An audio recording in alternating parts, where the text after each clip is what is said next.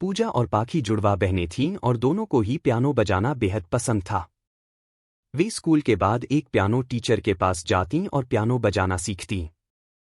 घर जाकर भी वे रोज घंटों प्रैक्टिस करतीं और दिन प्रतिदिन उनकी पियानो स्किल्स बेहतर होती जा रही थी।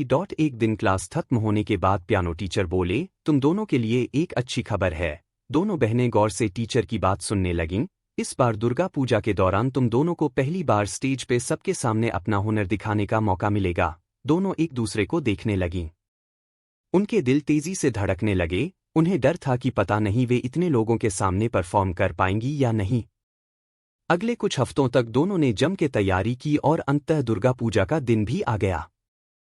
दोनों अपने माता पिता के साथ स्टेज के पास बैठी बाकी बच्चों का प्रोग्राम देख रही थीं। उनके मन में कई सवाल चल रहे थे। अगर मैंने वहां जाकर गलती कर दी तो, अगर मैं अपनी धुन भूल गई तो, सब लोग कितना हंसेंगे, कितनी बदनाम होगी। वे ऐसा सोच ही रही थीं कि तभी एंकर ने अनाउंस किया, और हमारा अगला टैलेंट है पूजा। अपना नाम सुनकर पूजा के पैरों तले जमीन खिसक गई। उसका चेहरा पीला पड़ गया। मम्मी पापा ने उसे स्टेज पे जाने के लिए एंकरेज किया पर वो कुर्सी से ही चिपकी रही। अंत में मम्मी ने एंकर को आवाज दी, माफ कीजिएगा, पूजा की तबीयत ठीक नहीं है। कोई बात नहीं। दोस्तों, हम बढ़ते हैं अपनी अगली परफॉर्मर की तरफ, और अब स्टेज पर आ रही हैं पाखी। एंकर ने बड़े अंदाज से पाखी का नाम पुकारा। पाखी की हालत भी अपनी बहन पूजा की तरह थी। कुछ क्षणों के लिए वो भी कुर्सी से चिपकी रही। मम्मी पापा ने उसका भी उत्साह बढ़ाया और डर का सामना करने को कहा। पाखी ने गहरी सांस ली और स्टेज की तरफ जाने लगी। उसके हाथ पांव कांप रहे थे। इतना नर्वस वो इससे पहले कभी नहीं हुई थी। उसने परफॉर्म करना शुरू किया। उससे कई गलतियां हुईं। जी मैं आया कि स्टेज छोड़कर भाग जाए, पर वो टिकी रही और अपनी परफॉर्मेंस पूरी की। पाखी की हिम्मत के लिए लोगों ने तालियों से उसका उत्साहवर्धन किया। इसके बाद फिर दोनों पहले की तरह पियानो सीखने लगीं।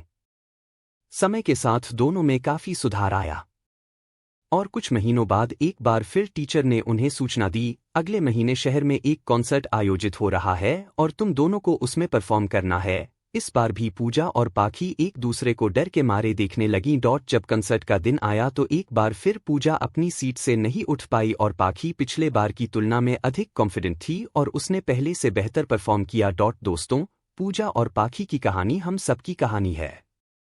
जब हम पूजा की तरह फियर को अपने ऊपर हावी होने देते हैं और उसका सामना करने से पहले ही हार मान लेते हैं तो हमारा सेल्फ कॉन्फिडेंस घटता जाता है। लेकिन अगर हम हिम्मत दिखाते हैं और फियर को फेस करते हैं तो हमारा आत्मविश्वास बढ़ता जाता है और हम जिंदगी में बेहतर कर पाते हैं। यहाँ ये भी ध्यान देने वाली बात है कि पूजा और पाखी में कोई और अंतर नहीं था। दोनों जुड़वा बहनें थीं। सिखाने वाला टीचर भी सेम था। लेकिन बस एक डर की वजह से पूजा कुर्सी पर बैठी थी और पाखी स्टेज पर परफॉर्म कर रही थी। क्या आप भी किसी चीज को लेकर बहुत डरते हैं? क्या आप भी फेलियर के डर से खुद को बांध कर रखते हैं? यदि ऐसा है तो इस डर को अपने भीतर से निकाल फेंकिए और देखिए जिंदगी के पास आपको देने के लिए कितना कुछ है।